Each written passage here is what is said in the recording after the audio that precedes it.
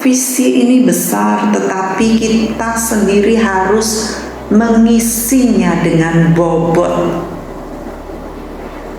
Banyak orang bilang visi, mengemban visi, tetapi hidupnya lama-lama tidak berbobot, atau memang tidak berbobot, ya. Mereka hanya besar di kelongsongan saja, besar di casingnya saja, tetapi dalamnya keropos, itu juga bisa. Nah, itu sangat membahayakan. Jangan sampai kita kelihatan besar tetapi omong kosong, omongannya nggak ada isinya. Nah, itu visi. Satu, ciri-cirinya besar. Yang kedua, bukan untuk kepentingan diri sendiri. Bukan untuk kepentingan diri sendiri.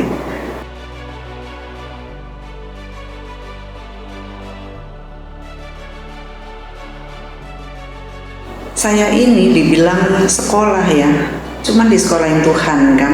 Saya nggak milih sekolah. Saya itu bukan orang yang suka sekolah karena saya merasa bodoh ya. Saya nggak pingin sekali sekolah juga karena saya grogian. Sekolah itu kan suruh presentasi, apalagi kalau sudah hermeneutik dan sebagainya. Wah, itu sudah. Dan di sekolah itu kan selalu disuruh nanti ada giliran doa, ada giliran baca ini, baca itu, terus suruh tampil di depan sponsor, suruh nyanyi lah, suruh kesaksian, suruh memperkenalkan. Saya kalau sudah suruh memperkenalkan itu ngewel, saya gemeter, nggak bisa ngomong itu bisa my name is, jadi ini banget gitu.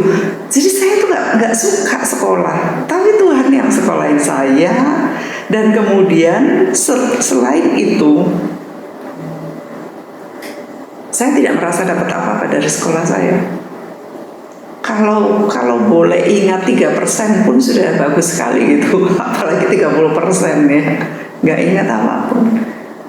Sekolah itu ternyata yang Tuhan bawa saya itu pengalaman imannya.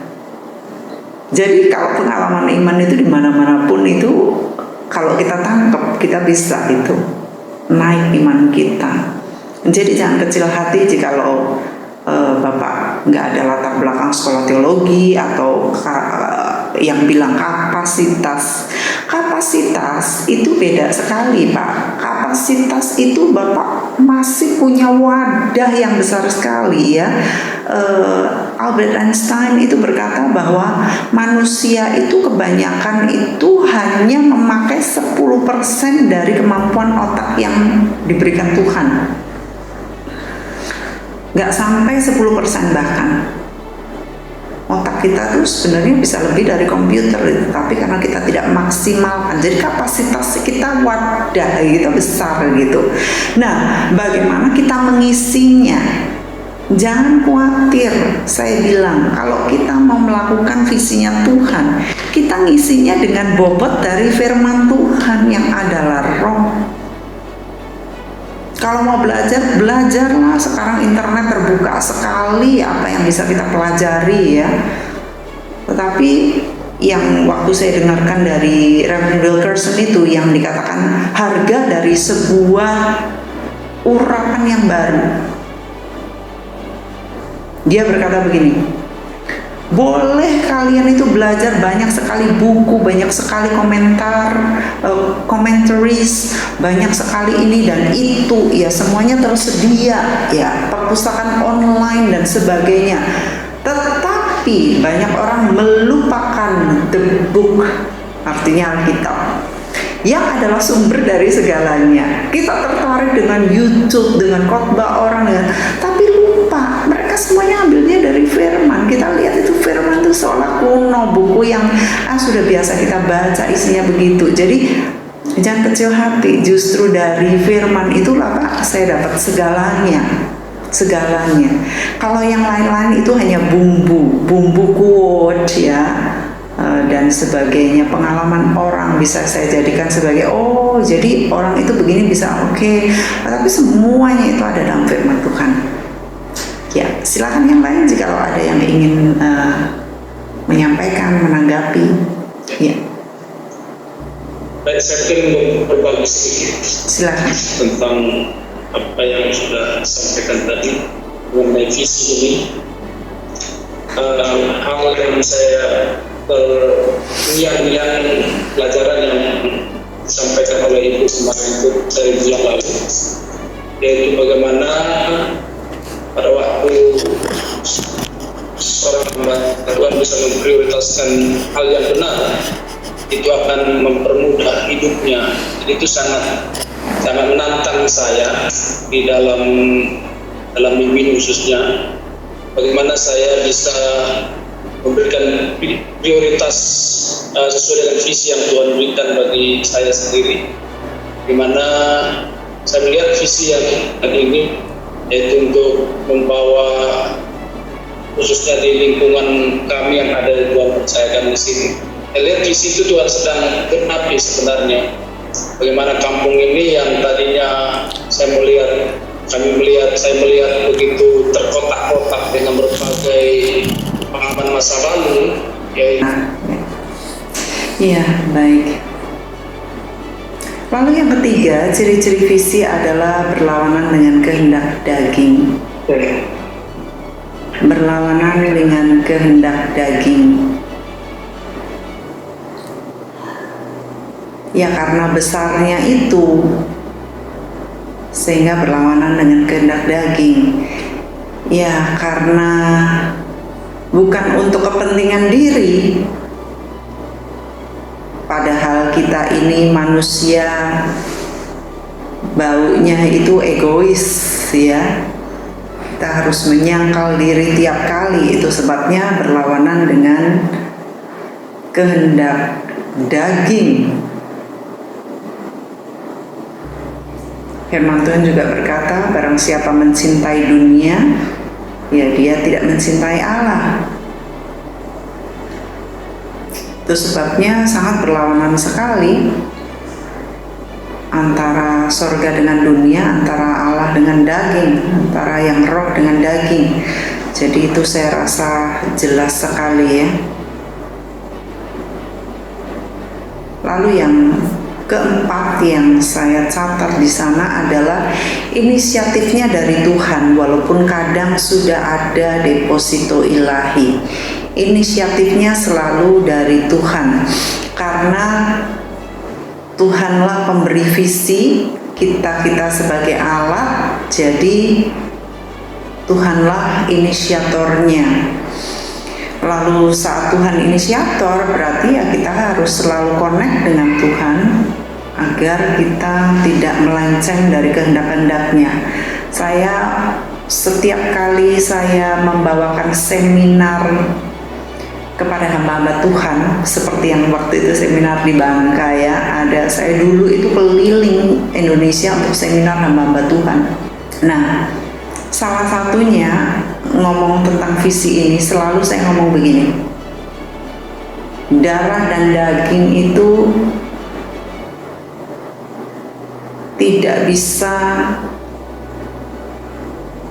menentukan atau tercakup dalam visi ini. Dia tidak mempengaruhi, tidak boleh mempengaruhi visi ini.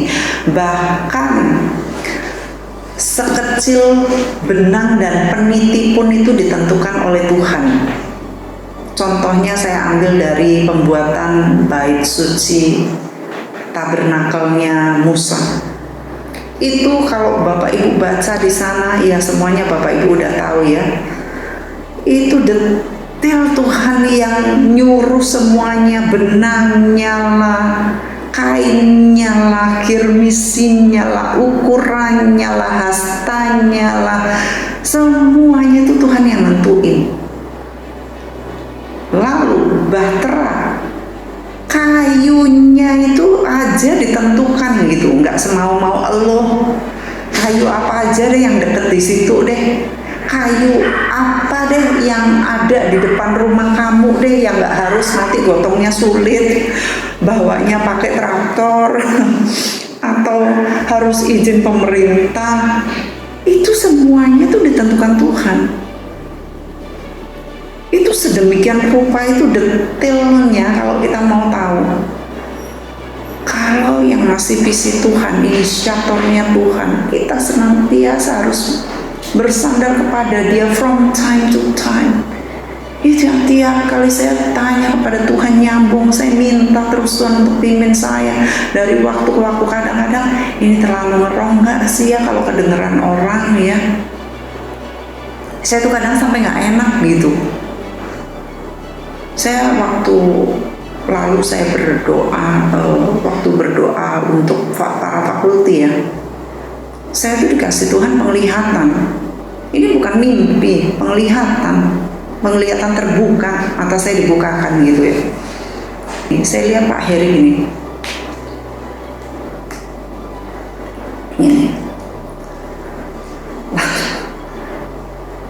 Oke.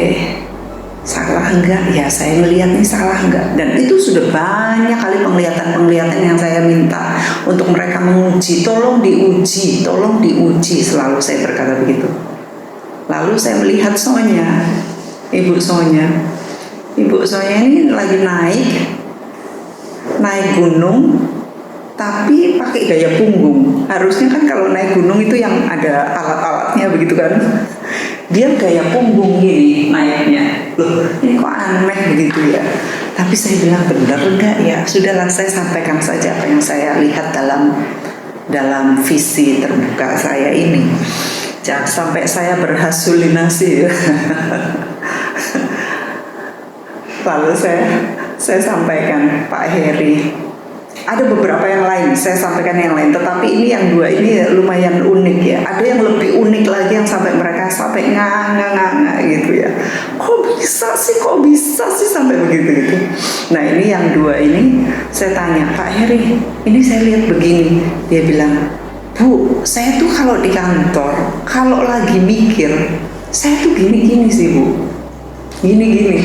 Loh kok persis. Lalu Ibu Sonya, bagaimana Sonya ini? Dia bilang, saya tuh kalau renang itu memang gaya punggung. Tapi naik gunung nggak tahu ini kok saya gaya punggung gitu ya. Cobalah didoakan kenapa gitu ya. Sampai detail sehingga tiap kali tuh saya nanya sama Tuhan begitu, dan Tuhan kasih saya pembukaan seperti itu. Yang saya tuh coba tanyakan ya, bener enggak, dan itu banyak sekali. Kan Tuhan berbicara lewat kepada kita lewat 1-2 hal, lewat mimpi dan lewat penglihatan ya. Itu sampai penglihatan itu detail ya, banyak gitu ya. Lalu ini saya tuh coba uji salah enggak ya. Saya mau cerita sama orang, ngerok banget gak sih ya. Jadi saya kadang-kadang khawatir gitu, cerita sama orang yang begini ini nyandung gak sih, ngerok banget gak sih gitu. Tapi ini karena kita bicara mengenai kedetilan ya, bahkan yang detail-detail seperti itu tuh Tuhan akan bukakan ya kalau kita nanya Tuhan ya. Ada banyak hal yang detail itu yang saya tanyain Tuhan, yang ya saya nggak perlu ceritakan sama orang lain, nanti dikirain saya nggak nginjek bumi gitu ya. Ngawang-ngawang banget. Tapi itulah perjalanan saya. Nanti kalau saya ceritain yang lain-lain lebih ekstrim lagi nanti, tapi sudahlah, itu saja. Inisiatifnya dari Tuhan, walaupun kadang sudah ada deposito ilahi. Deposito ilahi, masih ingat Bapak Ibu deposito ilahi? Ya, apa yang Tuhan kasih di kita pada dengan mungkin itu kesukaan kita, hobi kita, ya apa yang suka kita lakukan, itu deposito ilahi. Lalu kita melihat sekarang visi itu kita ukur dengan barometer. Barometernya ada di ayat tersebut, Roma 11 ayat 36. Saya minta Ibu Fani bisa membaca. Roma 11 ayat 36, sebab segala sesuatu adalah dari Dia dan oleh Dia dan kepada Dia, bagi Allah kemuliaan sampai selama-lamanya. Ya, itu dia. Jadi ini barometernya. Visi itu dari Dia, oleh Dia, kepada Dia, dan bagi Dia lagi kemuliaannya. Barometernya itu saja. Jadi nggak ada kepentingannya sama sekali di sini bagi kita. Bisa begitu ya? Hamba kita, hamba yang tidak berguna.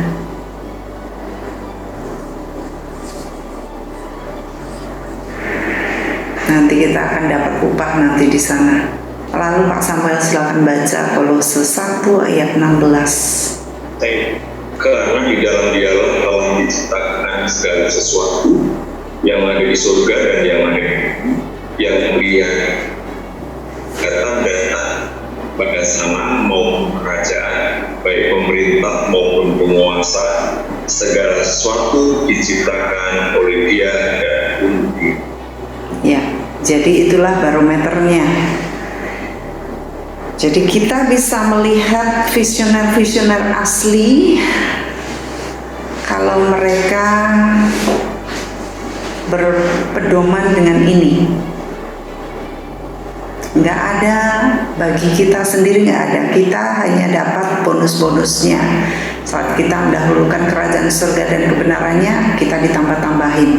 Tambahin semuanya, bahkan kebutuhan-kebutuhan yang untuk memperlengkapi visi ini Dia berikan. Tetapi keuntungannya bukan buat kita, bukan buat kita, walaupun kita ikut kesanjung ya, terangkat gitu. Tetapi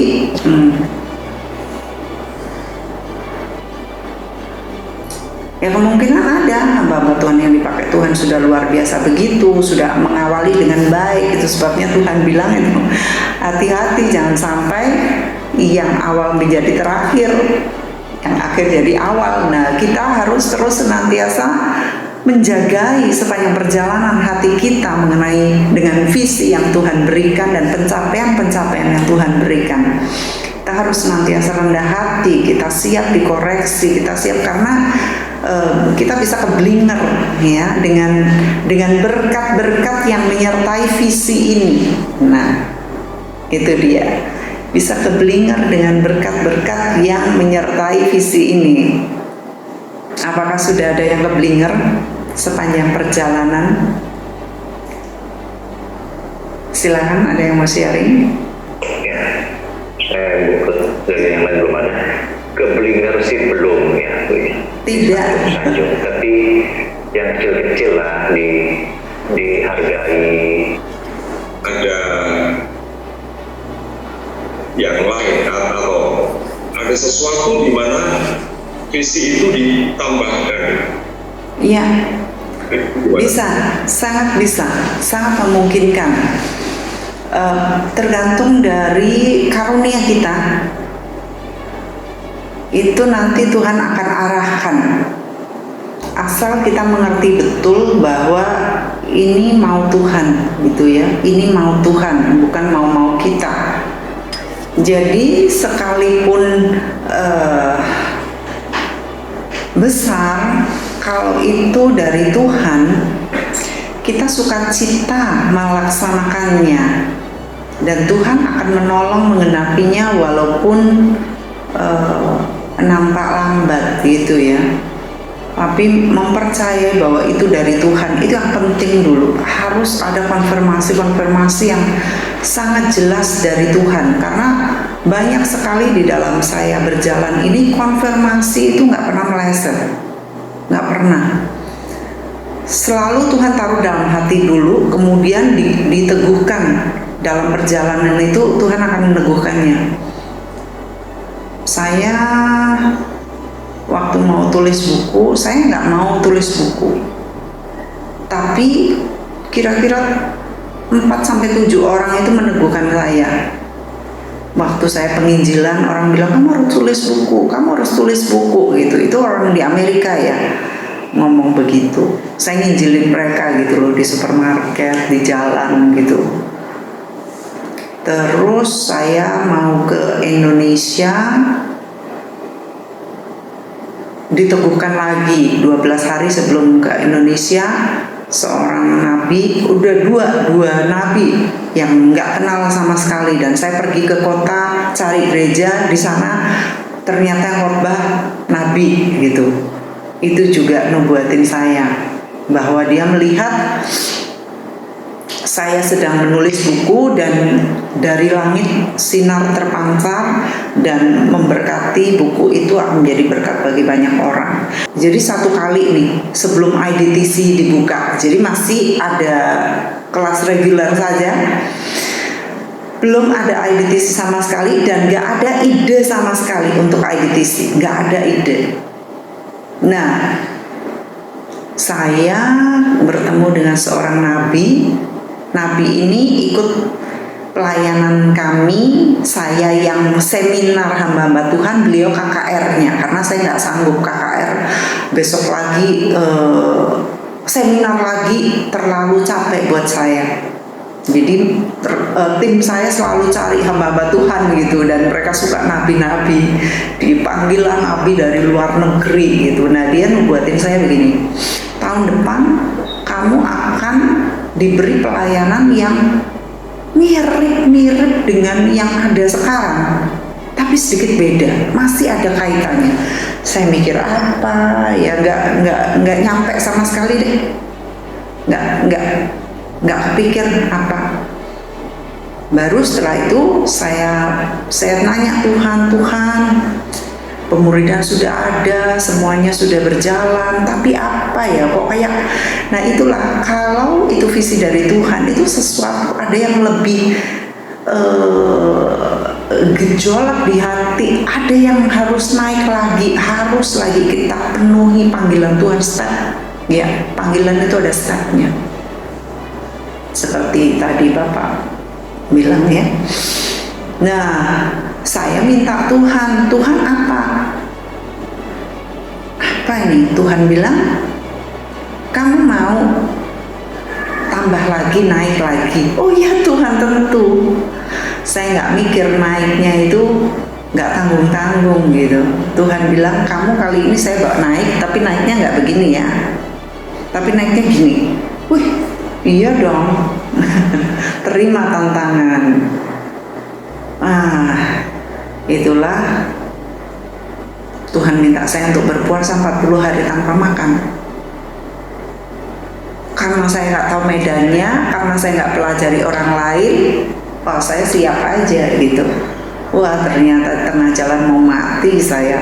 Kalau bukan Tuhan sudah deh mati saya. Karena badan segini dikurangin 13 kilo. Nah, setelah itu ternyata itu adalah fondasi untuk saya buka IDTC. Berikutnya setelah saya puasa selesai, barulah ada orang minta saya untuk ngajar, nolong ini 3 pengerja STH di gerejanya. Saya bilang oke, saya siap tantangan, saya didik mereka. Nah, dari situlah dimulainya IDTC. Jadi ada tahapan naik memang. Tetapi tanya Tuhan, apakah bagi yang belum ya, apakah itu kehendak Tuhan, apakah ini, dan minta konfirmasi dari Tuhan setiap kali. Jangan takut terhadap tantangan. Datang kepada Tuhan, minta konfirmasi dari Tuhan. Sesulit apapun, tutup telinga saja, belajar untuk tuli dengan kata-kata orang, but jump, ya, itu yang saya lakukan. Banyak orang tadinya underestimate saya, kamu nggak bisa lah, nggak inilah, dan sebagainya. Tetapi saya pura-pura tulis sudah. Setiap kali saya cuma datang kepada Tuhan dan saya hanya minta Tuhan yang memberikan saya visi, karena orang lain nggak akan ngerti, ya, nggak akan ngerti bahwa ada power di dalam saya yang bisa membuat saya mencapai hal-hal yang mustahil. Nah, sampai sekarang saya selalu ternganga-nganga akan apa yang Tuhan lakukan lewat saya, bagi dia, kepentingannya bagi dia, bagi gereja Tuhan, bagi orang-orang yang dikasihinya. Dan saya hanya bisa berkata, sekalipun dagingku dan batinku habis lenyap, gunung batuku engkaulah Allah, selama-lamanya dia tetap Allah. Jadi itu saudara yang saya ingin encourage saudara, sesulit apapun, sebesar apapun tantangannya, kalau ngomong wah ya itu kalau di kota ya uangnya gede ya, nggak usah ngomong soal duit saudara, jangan ngomong soal duit ya. Setiap kali saya lihat tantangan duit itu, saya lewatin. Ini urusannya Tuhan, ini bukan bagian saya. Dan saya bersyukur dia mengenapi janjinya. Ya, mari kita berdoa. Saya minta Pak Alex berdoa. Ya, haleluya. Terima kasih Bapa di surga, kami kembali bersyukur untuk pelajaran teguran yang Tuhan beri melalui penjelasan yang disampaikan oleh Iman. Biar Tuhan tanamkan dan menteraikan di hati kami. Bahkan kami mau belajar untuk melakukan apa yang kami dengar, sehingga kami bukan hanya mendengar untuk melupakan, tapi mendengar untuk melakukan. Terima kasih Tuhan, berkati Umen yang sudah mengingatkan kami, mengajar kami, bahkan Tuhan menegur melalui dia. Berkati juga rekan-rekan kami yang tidak bisa mendengar hari ini, biar Tuhan menolong.